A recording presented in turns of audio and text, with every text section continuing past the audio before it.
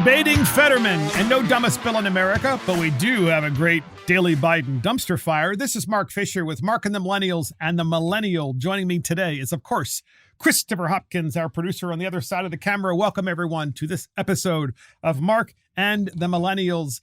This podcast is titled Debating Fetterman. You know, he's that really big doofus-looking guy who's running for United States Senate in Pennsylvania.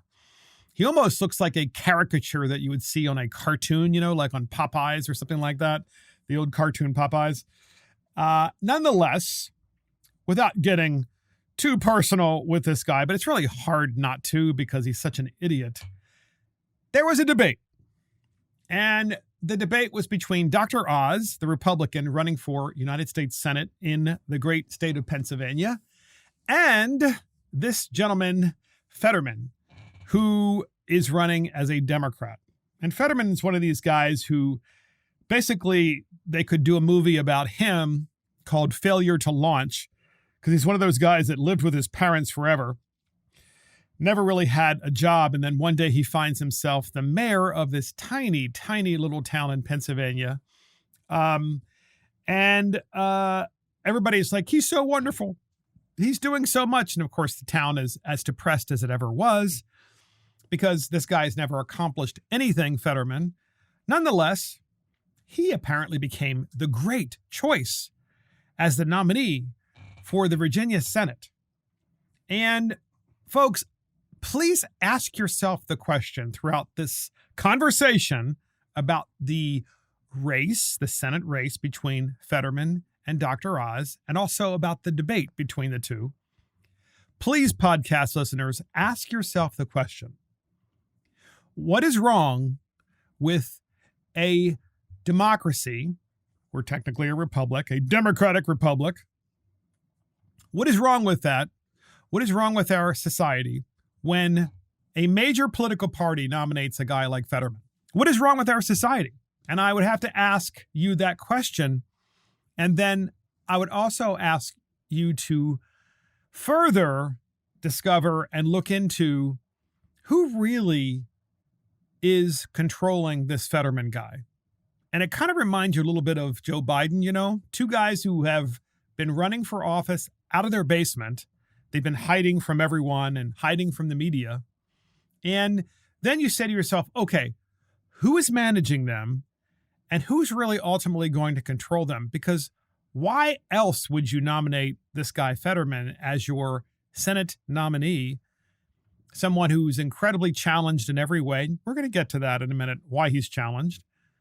And also doesn't seem, even before he had his stroke, doesn't even seem like he was very bright before that. So clearly, these individuals have been nurtured and coached at a very young age to get to this point. And because otherwise they could never get to the point of being a nominee for the U.S. Senate unless very powerful people were behind them and managing them many years ago to get them to this point. What those very powerful people, maybe George Soros, many others, what they did not count on is that John Fetterman would have a massive stroke during the campaign, which has impaired his ability to speak as well as to process words. Some might argue to really understand what he's saying anyway, and also to really effectively communicate in any reasonable way, which we will get to in a minute. So the debate did take place yesterday, and John Fetterman, according to the Daily Caller, repeatedly stumbles over his words in the debate with Dr. Mehmet Oz. So Democrat Pennsylvania Senate candidate John Fetterman repeatedly stumbled over his words during a debate yesterday with Republican rival Dr. Oz, demonstrating the lingering effects from a stroke that knocked him off the campaign trail for more than 3 months. So, folks, listen. John Fetterman and Dr. Oz, as in all debates, they each had an opportunity to have an opening statement. You know, so the debate starts, the moderator starts the debate, And Dr. Oz has an opportunity to say, hi, I'm Dr. Oz. I'm this great guy. Here's who I am. It's your opening statement. John Fetterman also has the same opportunity. And this guy who had this debilitating stroke and was off the campaign trail for 3 months, and at the same time didn't want to have a debate at all. This is the first and only debate that's going to occur. And after you hear this clip, you're going to see why. So, podcast listeners, listen to the opening statement of Fetterman. Remember, the moderator says to Fetterman, okay, Mr. Fetterman, you have your opening statement. The debate is just starting. We had that clip, and here it is. As lieutenant governor, you're running for a seat that could decide the balance of power in Washington. What qualifies you to be a U.S. senator? You have 60 seconds. Hi, good night, everybody. I'm running to serve Pennsylvania. He's running to use Pennsylvania. So, the opening statement of John Fetterman was, hi, good night, everybody. In other words, and his intonation was, he was ending the debate, not opening the debate. Good night, everybody. So it's almost too funny, and it didn't get any better from there. And you would have to ask yourself the question, as I did right before you listened to that clip, who's controlling this guy? It's got to be Soros and a bunch of globalists who want to put in not just an incredibly unaccomplished individual, so then he has complete fealty to those who put him into office. I'm talking about these very wealthy, powerful globalists.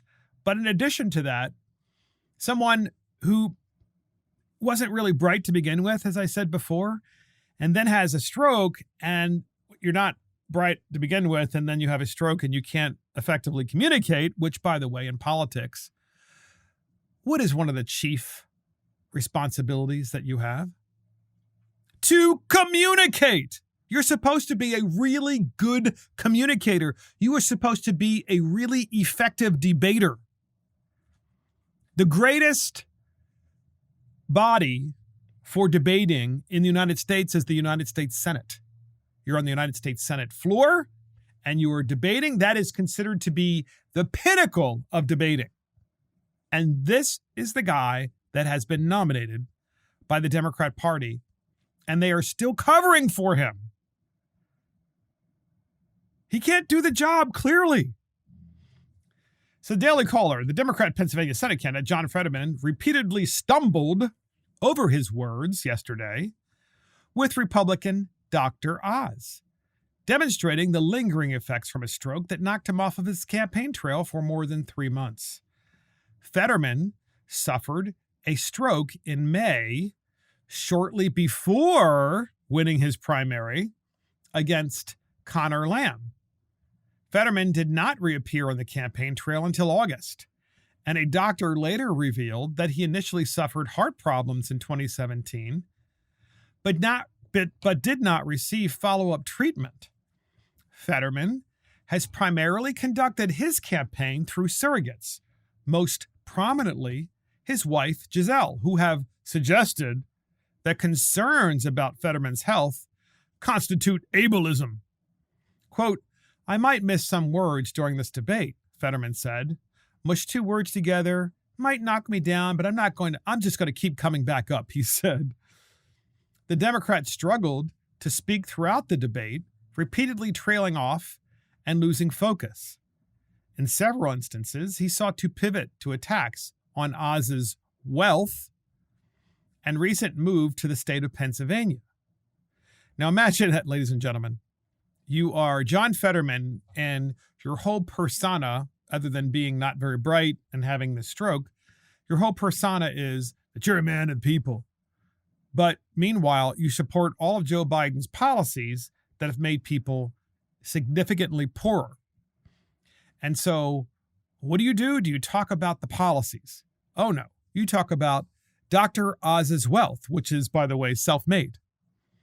Didn't inherit it, self-made. But that doesn't matter to Democrats because literally the very playbook of Marxism is to make the middle class poorer so that they are as poor as the working poor and poor in America. So you have that class, the poor, and then you have the elites, the leading class.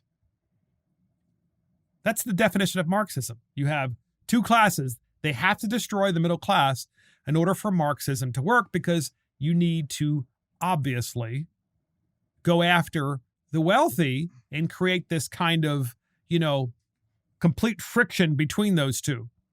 And that's exactly what Fetterman did during the campaign, rather than, by the way, as I said, talk about any of the policies that Joe Biden has implemented and the Democrats have implemented, such as the inflationary spending policies, such as trying to get oil and gasoline off of the planet as well as natural gas, making electricity expensive, making filling up your car so expensive, making everything expensive, food, because you need energy to be able to grow food. The Biden administration and John Fetterman are doubling down. So they're stupid, but the Democrats want to say, well, you can't call them stupid because John Fetterman has a disability. Well, he was stupid before the stroke. And now he's a stupid guy that can't talk. Quote, he would never make that choice to fight for families here in Pennsylvania, Fetterman said. He has never met an oil company that doesn't swipe right about. He has never been able to stand up for working families across Pennsylvania. So, the usual talking points of the Democrats, just incredibly old stuff in the face of a country that is in a free fall of its economy in the housing market, in electricity, as I said, in gasoline and food prices. And there are even shortages that some people are talking about. Imagine that, shortages. So the Fetterman camp, you're going to love this.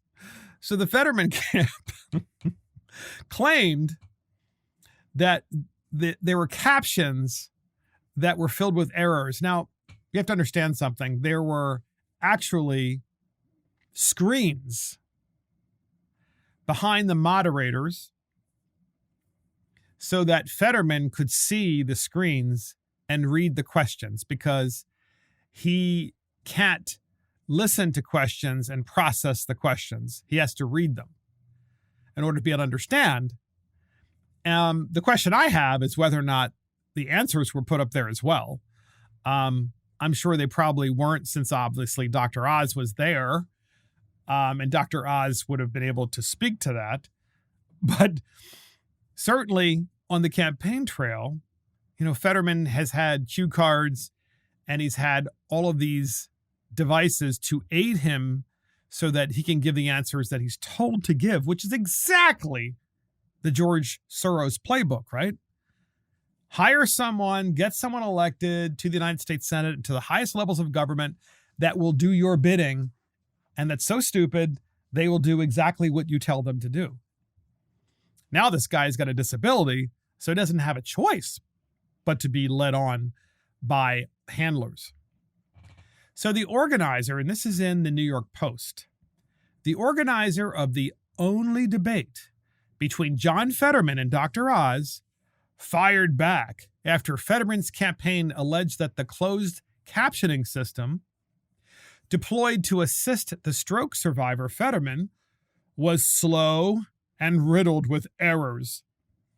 In other words, they're saying the person who was typing in the questions as the questions were being asked verbally by the moderators, that person was putting in errors and intentionally did so, and that's why Fetterman was such a cluster at the debate. Fetterman's camp made the allegations in a statement just after the Pennsylvania Democrat Lieutenant Governor's disastrous debate performance yesterday, which the campaign praised. Quote, "We are thrilled with John's performance. He did it remarkably well tonight, especially when you consider that he's still recovering from a stroke and was working off of delayed captions filled with errors," Fetterman's communications director, Joe Calvello, told reporters. John won countless exchanges, counterpunched aggressively, and pushed back on Oz's cruelty and attacks.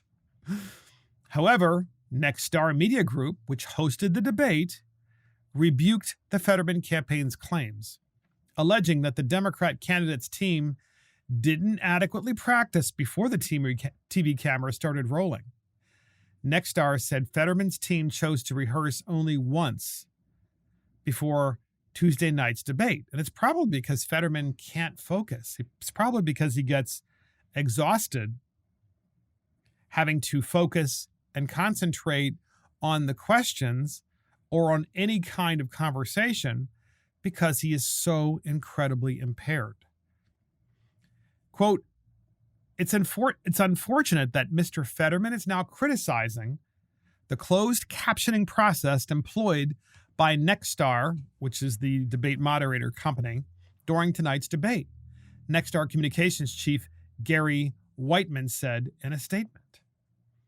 Both candidates agreed to the technical setup for the closed captioning process weeks ago, which was implemented at the request of Fetterman's campaign. So what you have basically, and you guys have figured this out, I'm sure, podcast listeners, is the Fetterman camp trying to manage the disaster that was that particular debate. And remember, it's why Fetterman didn't want to debate. It's also why this will be the only debate. And oh, by the way, ladies and gentlemen, don't forget that people in Pennsylvania are already voting. So we had a debate yesterday, and people have already long started voting in Pennsylvania. Absentee ballots, early voting. So the Fetterman cover-up, media and Dems cynically hid Fetterman's unfitness for office. And this, ladies and gentlemen, is really kind of the thesis of this podcast, Debating Fetterman. In the New York Post, quote, why the hell did Fetterman agree to this? A Democrat lawmaker backer told Axios. It would have been better to dodge the debate altogether, the source argued. That's the lesson of all this. Just when you think the Democrat Party cannot hit new lows, here comes a maneuver that would make Machiavelli blush. They actively covered up the disqualifying medical impairment of stroke victim John Fetterman to get him into the Senate. The one and only debate with Dr. Oz on Tuesday night revealed the truth. But they're not ashamed that Fetterman is unfit for office. They're mad that they got caught. So long as he's a liberal, who cares about his mental state? The media was desperate to help the Democrats, aided in the deception. When NBC reporter Dasha Burns accurately noted that Fetterman had trouble making small talk, reporters closed the ranks and bashed her. Egged on, Fetterman's wife demanded NBC apologize and Burns should face consequences. Even now, when Fetterman should, in good conscience, drop out of the race, even now, pundits are scrambling to try to salvage his candidacy. To what end? If Fetterman is elected, will he get closed captioning for top secret briefings and meetings with foreign heads of state? Did the stroke affect his reasoning as well as his speaking? It seems so during his muddled I do, I don't answer about fracking. Will he get better or will he continue to deteriorate?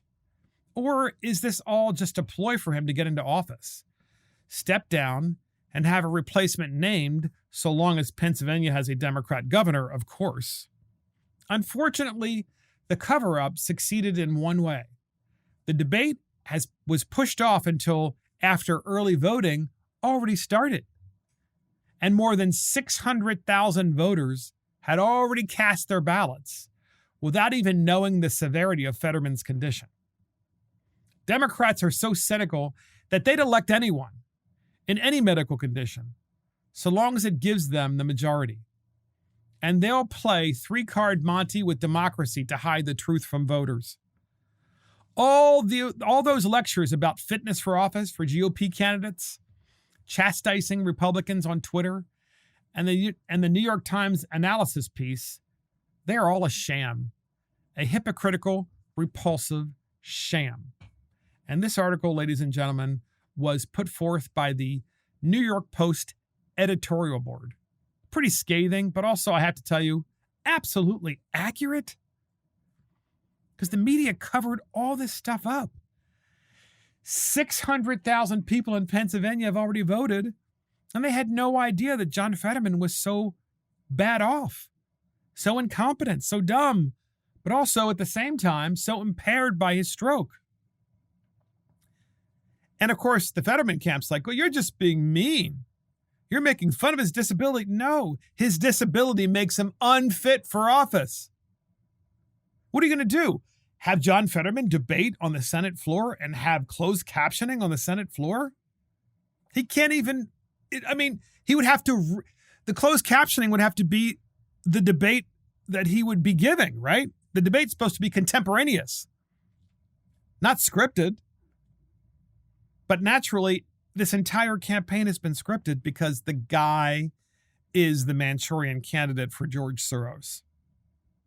Here's some comments from New York's editorial comments. Clairvoyant says, it would have been better to dodge the debate, the source argued, just thinking long and hard about the statement of itself. Katie Hobbs, too, didn't debate. All these Democrats are dodging their debates. And it's been stated elsewhere, if a politician running for any office excuses themselves for one of the most necessary components of their campaign, which is debating, they should be disqualified. P. Sullivan, yet another reason why early voting for everyone is a bad idea. It should be reserved for those who won't be able to get to the polls on Election Day. Similar to absentee voting, only no more than a week prior to Election Day. Perhaps a Friday to a Tuesday voting window, but almost a month outside is insanity. If it was up to Democrats, there would be unmonitored election boxes on every street corner with stacks of untraceable ballots right next to them. Anything short of that is voter suppression or Jim Crow 2.0, says P. Sullivan. And Dennis Lee says, they pretend there's nothing to see there. They did the same thing with Joe Biden in 2020 and Hunter Biden. Nothing to see as Joe Biden hid in the basement. So then, and we're giving you this story, ladies and gentlemen, as it develops, because there are all these articles that have come out about this debate. And we know that the media covered for John Fetterman leading up to the debate. That is, they hid him intentionally, the mainstream media. They lied to you about how bad off this guy was. There was only one media outlet in the United States that actually was covering it truthfully, and that was Fox News. No other media outlet really covered how bad off this guy was, and we really didn't know until this debate. And so now, post-debate, the pundits are stunned suddenly. They're stunned by the Fetterman performance in the Pennsylvania debate. They're stunned. They just can't believe it. I mean, we had no idea. Well, ladies and gentlemen, where were the investigative journalists? All that an investigative journalist had to do was months ago approach John Fetterman and say, Mr. Fetterman, you're running for United States Senate. Can you please tell us why you oppose fracking? And then, bam, okay, let him answer. And then let the people decide as to whether his answer is coherent. Now, so you might say, oh, yeah, Mark, but his handlers on the campaign would never have allowed that conversation and question and answer period to go on. Well, then you write the story accordingly. I wanted to ask John Fetterman about his position on fracking, and I wasn't able to get an answer from Mr. Fetterman because his campaign wouldn't allow him to answer directly. I find that problematic because we haven't heard from Mr. Fetterman, and the rare times when we have it, he doesn't sound like he really knows where he is. But the media never covered that. There was no investigative journalism. There was no curiosity as to whether this gentleman was even remotely qualified and ready to be able to hold this position. And he does not have a disability. Okay? What he has is an incapability of performing the job. So, oh yeah, stroke created a disability. Okay, it's the United States Senate. So Dr. Oz, for the entire debate, decided that he was not going to even address Fetterman's disability. And he just let Fetterman basically crush himself with his incredibly incoherent responses. So longtime political observers were shocked by Democrat John Fetterman's display yesterday during the debate, in which Pennsylvania's lieutenant governor repeatedly stumbled over his words and lapsed into incoherence on more than one occasion. So suddenly, the media is finally discovering that John Fetterman may not be qualified. And yet 600,000 people in Pennsylvania have already voted. And you have to say to yourself, who is really running our country? Who is really running our media? The mainstream media, that is. And who is really running the Democrat Party? And that is really the scary part about this debate, because Pennsylvania is a large state. It's an important state. It's an incredibly diverse state. Geographically, it's also an incredibly diverse state demographically. And it's important to our economy because it is the top shale producer of natural gas from fracking. And obviously it has some great colleges and universities. I mean, it's a really pretty fascinating state in so many ways. The urban areas on the coast, the incredibly rural areas in the center of the state and the western part of the state, Amish country in Lancaster, Pennsylvania. I mean, it's an interesting place. And yet, this is the only guy the Democrats can get to run. That's my point here, ladies and gentlemen. In this podcast, Debating Fetterman, there's something happening to the United States of America where there's some cabal, and I don't claim to know who, or specifically the group of people. Certainly, I think Soros may be one of them, but I think there are obviously many, there have to be many more, that have taken control of the Democrat Party and at the same time taken control of the mainstream media. Proof be told, ladies and gentlemen. Proof be told. On CNN, they had analysts on CNN analyzing the debate after the debate had happened. And so I really want you to listen to the CNN analyst. Okay? The CNN analyst with her panel, how she sets up the question and tries to cover for Fetterman. It's just incredible. This demonstrates how sick our republic is. Sick as in, you know, it has a fever and it's ill in many different ways. When you have media analysts still incapable of covering in an intelligent way what happened at that debate. Here is CNN analyst setting it up with a question. Here it is. And the voters deserve to know that. I want to play that because honestly, and Tobin, I want to hear your take on this as well, because what we've played so far, frankly, for the audience who may have not have seen these debates, I don't know that it's conveying that level of difficulty answering the questions as much as we're talking about it right now. I want you to respond, Tobin, but let's play the moment that you're saying, Alyssa, that really is suggestive and illustrative of the point you're making. So that's a CNN anchor and analyst who's basically saying, she says this to her panel. It's got a panel of like 4 or 5 people. I really don't think there was difficulty of Fetterman, like answering the questions or listening to any of this. I mean, I really didn't see that. What? So you tell me, ladies and gentlemen, after you hear the response, because Fetterman has a response to the fracking question. Fetterman was against fracking his entire career, like diametrically opposed to it. He wants to shut it down. And now that he's on a debate stage and there's a close election, suddenly he's for fracking. You tell me whether this guy has any idea of where he is or what he's saying.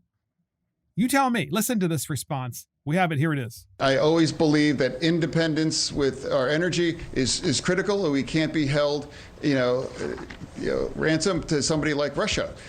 I've always believed that energy independence is critical, and I've always believed that, and I do support fracking. I do want to clarify something. You're saying tonight that you support fracking, that you've always supported fracking, but there is that 2018 interview that you said, quote, I don't support fracking at all. So how do you square the two?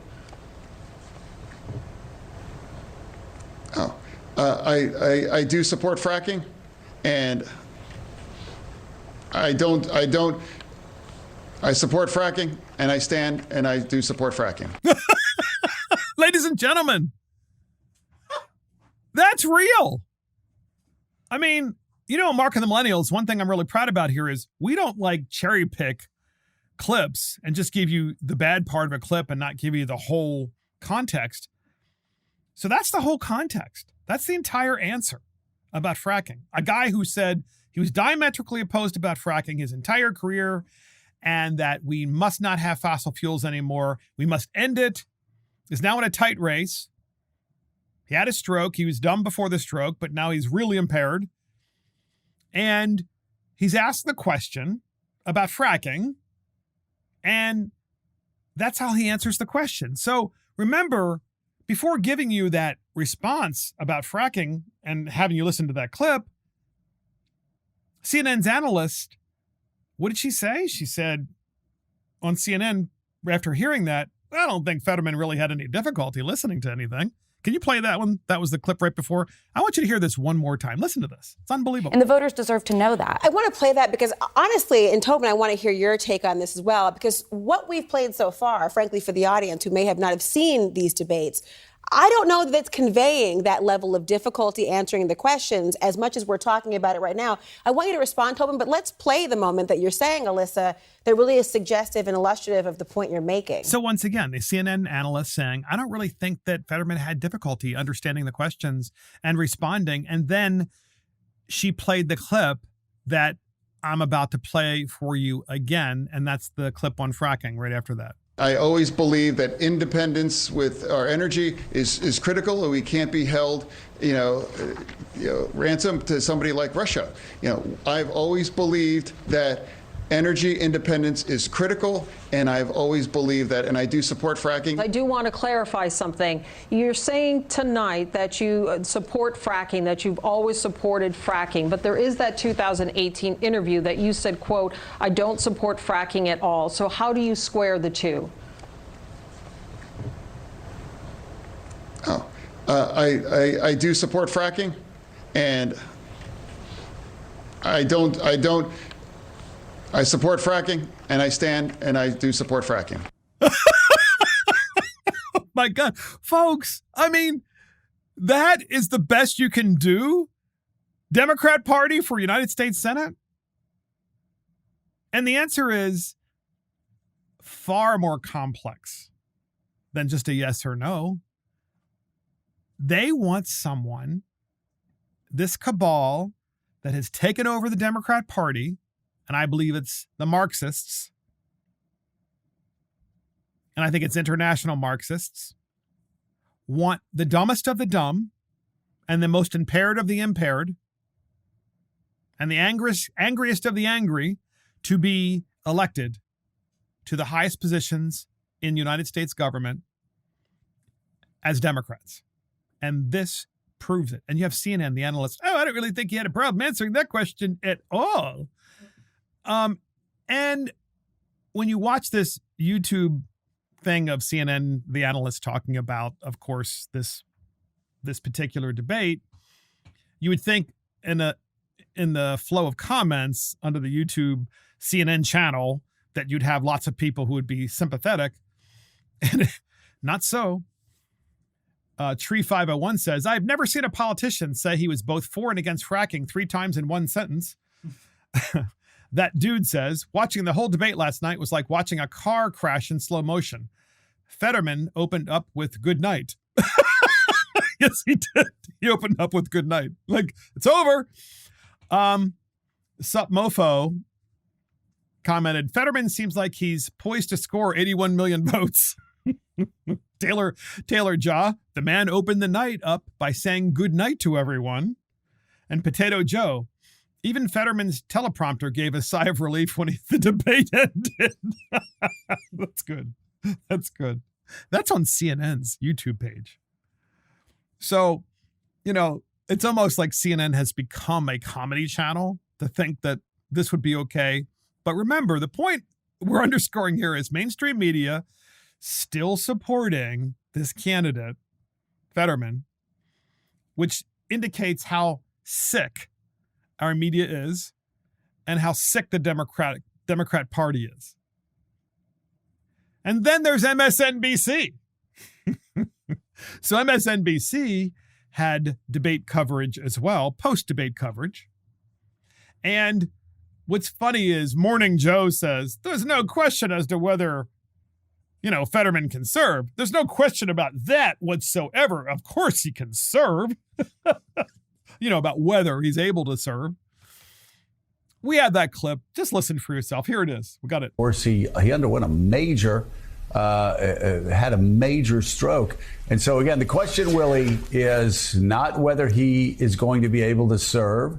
The question is, how impaired is he? And that's something that the voters of Pennsylvania are going to be sorting through, even if people on the left don't want to pretend that it doesn't exist. It does exist, but doesn't mean he can't serve as senator. That's just up to the voters of Pennsylvania.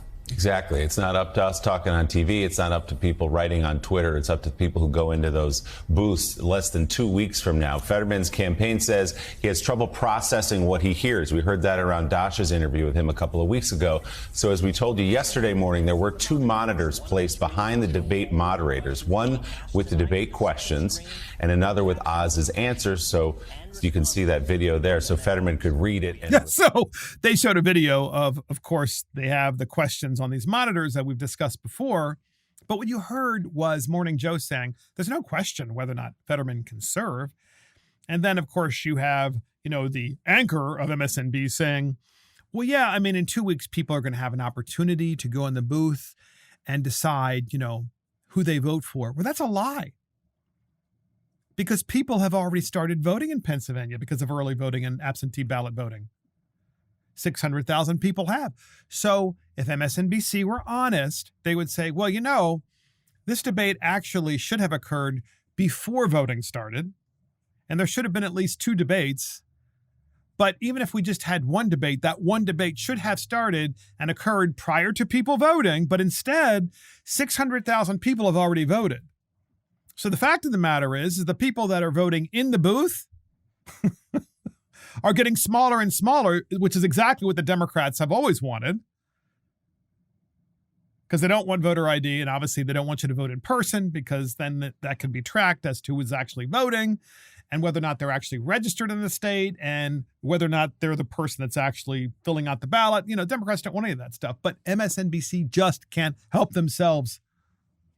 Morning Joe. Oh, there's no question about it. He can serve. He can serve. Of course he can. Really? You heard that debate and you think this guy is capable of serving? Again, the media is sick. They're sick. They're ill. And it's not a cold.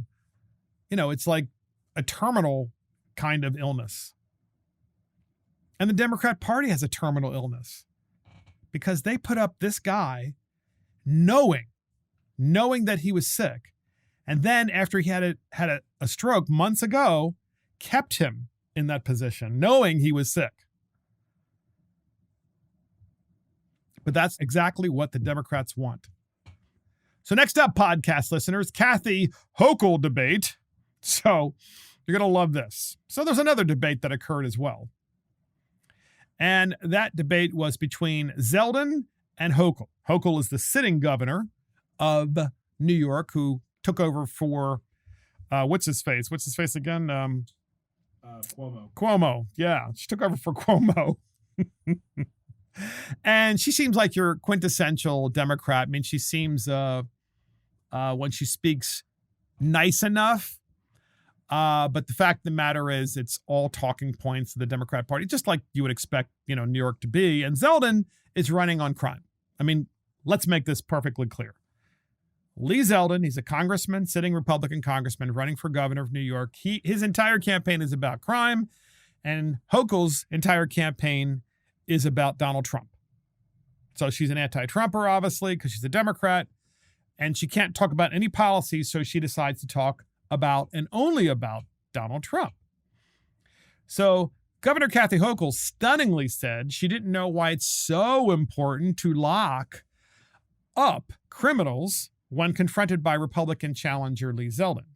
Now, imagine that. You're governor of New York, and you make the critical mistake of saying you don't know why it's so important to lock up criminals when she was confronted by Republican challenger Lee Zeldin over the state's controversial bail reform law during their first and only debate, which also happened yesterday, and people in New York are already voting too. You see a trend? Democrats not wanting to debate. They don't want to talk about their awful policies. They don't want to talk about what they're doing to the country, and intentionally doing to the country, by the way, intentionally. And so they decide to debate after people have already started voting, hoping that they get enough votes with early voting to push them over before people get to really make an informed decision about comparing and contrasting the two candidates on the same stage. So Zeldin, who pledged to declare a crime emergency as soon as he is elected and to suspend cashless bail if elected, brought up the issue midway through the televised face-off. My opponent thinks that's right now, that there's a polio emergency going on, but there's not a crime emergency? And of course, the governor of New York, Hochul, did everything she could to try to avoid the actual conversation about what's going on. So, ladies and gentlemen, we have a short clip on this particular debate, and it's worth listening to because it really goes to who the Democrats are right now. I mean, imagine living in New York and seeing individuals pushing someone into the subway tracks, knowing that they would be run over and die. I mean, it's disgusting, right? But it's happening in New York City, among many, many other things. That's just one of the many problems in New York City, which obviously is part of the greater New York state. And Kathy Hochul is the governor, and she's doubling down on, no, I don't think you should have someone be required to stay in jail with bail because, they're really not guilty, even though there's a photograph of them, an actual videotape of them doing it. But they still haven't learned. What will that state look like? What will that city look like if she remains in power? I just don't know. But we have a clip, very short clip on this debate, and here it is. There is no crime-fighting plan if it doesn't include guns, illegal guns. And you refuse to talk about how we can do so much more. You didn't even show up for votes in Washington when a bipartisan group of enlightened legislators voted for an assault weapon ban. It's amazing that we're going to be able to go through the entire crime conversation of this debate, and we're still waiting for Kathy Hochul to talk about actually locking up criminals. So that literally summed up the entire debate, ladies and gentlemen. Kathy Hochul never talking about why it's important to keep criminals in jail and in prison. And she never addressed that. Instead, it's always about, she said the illegal guns. And of course, thinking people know that when you have and think this through for a second, podcast listeners, you have a governor who lets all of the bad guys out of jail and prison. Someone gets arrested because they just stabbed someone. They're processed through the system, and immediately they get into this revolving door, and they're right back on the street until they actually have a court date. And they get right back on the street, and they commit another crime that's equally heinous, perhaps even worse. And then what is the governor who supports this, by the way? Hochul supports this, letting them out. And what happens next? Well, she says, I don't want anyone to have guns in New York to protect themselves. So she doesn't want the police to protect you. She doesn't want the system to protect you by putting these bad people in prison. So you have only one choice left, and that's to protect yourself. And that one choice you have left, which is the Second Amendment, she wants to get rid of. That is who the Democrat Party is today. Cancel the police, cancel the Second Amendment. Well, then what? What's left? If you have a robust Second Amendment in New York, and you have laws that allow you to stand your ground, and you have laws that allow you to shoot individuals who are trying to loot your store, I mean, that happens once or twice where the store owner and the shopkeeper take someone out using the Second Amendment.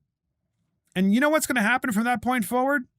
You're going to have criminals thinking 2 or 3 times before they take on these stores. You know what? That guy in there is probably armed. I might wind up dead. Yeah, exactly. In a perfect world, you would have these individuals locked up in prison to begin with.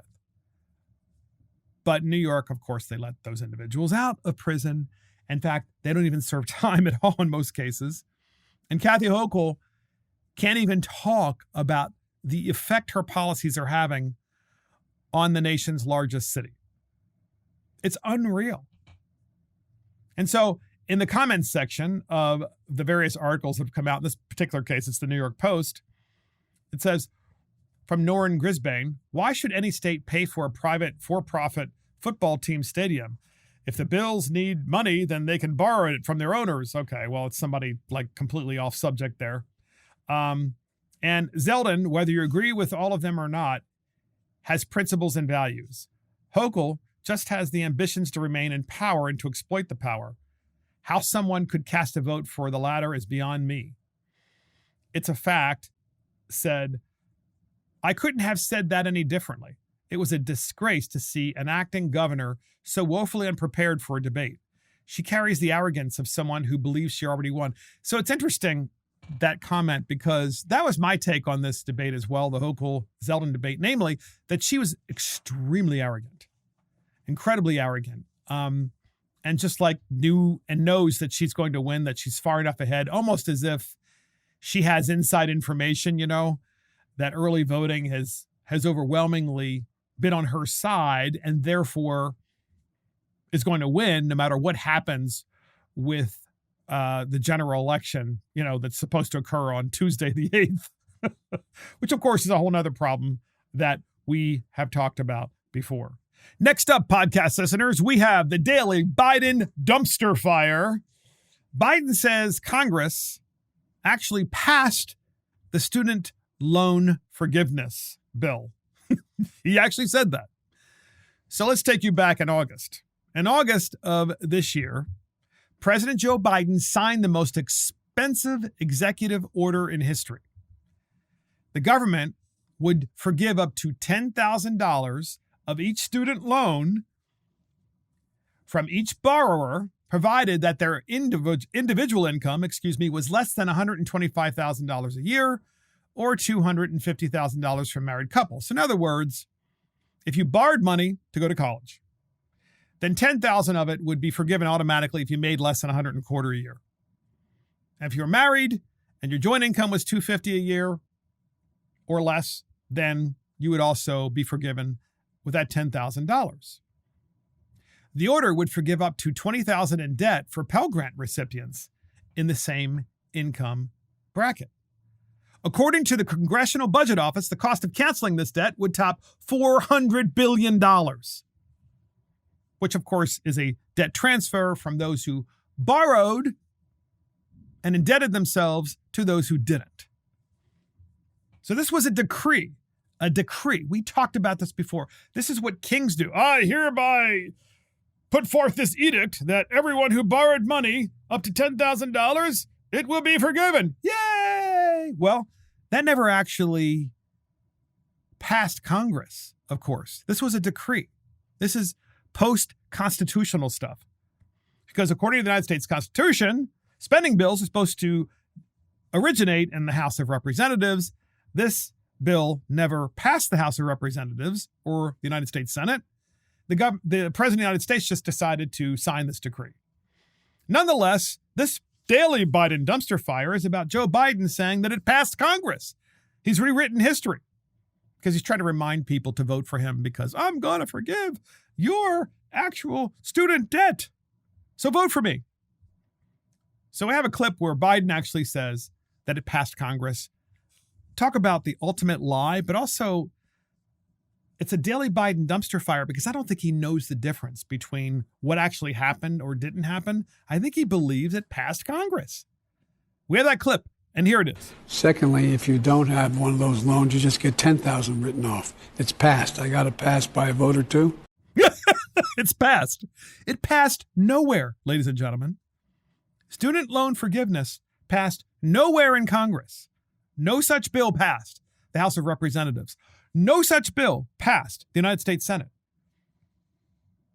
And herein lies why we need an Article 5 Convention of States. Because for some reason, we're living in these post-constitutional times where the right of spending, which originates in the House of Representatives, spending bills, that is, that have to pass the House and then have to pass the Senate and then be signed by the president, apparently that has all been eliminated. And the president can just do whatever he wants, spending $400 billion by an edict. But this president is saying that naturally he's rewriting history and saying that Congress actually passed this. But we need an Article 5 Convention of States so that the states can get together and strengthen our Constitution on this matter and also have single subject legislation. Because, ladies and gentlemen, if the bill in the United States House of Representatives was, we're going to forgive $10,000 of student debt for every person in America who has college debt. And that was the bill. And the bill cost $400 billion. So it's a transfer of debt from those who borrowed to those who did not. Do you think that bill would pass the House of Representatives even with Democrats in control? The answer is it would not.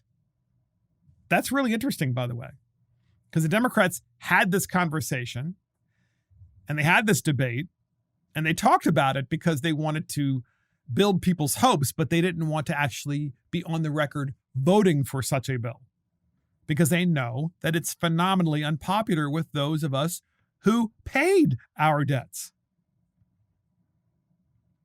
So that is exactly why we need single subject bills, and we need to strengthen the Constitution with that language, as well as strengthening it with respect to making it crystal clear and prohibitive for a president of the United States to issue decrees that involve spending. All spending must originate in the House of Representatives and must pass both houses of Congress, and the President of the United States must sign the bill. Then you have the approval to spend that money. And the bills must be single subject. Nonetheless, doesn't stop good old Joe Biden from having a dumpster fire by lying to the American people that Congress actually passed it. Let's play this one more time, this clip from him. Here it is. Secondly, if you don't have one of those loans, you just get 10,000 written off. It's passed. I got it passed by a vote or two. And that's the daily Biden dumpster fire. Biden says Congress passed his student loan forgiveness bill. And that's the last word from Mark and the Millennials. Thank you for joining Mark and the Millennials. This is Mark Fisher. Thank you to our producer, Christopher Hopkins. Check us out on iTunes, Spotify, YouTube, Facebook, Twitter, Getter, True Social, Rumble, and our website. See you next time.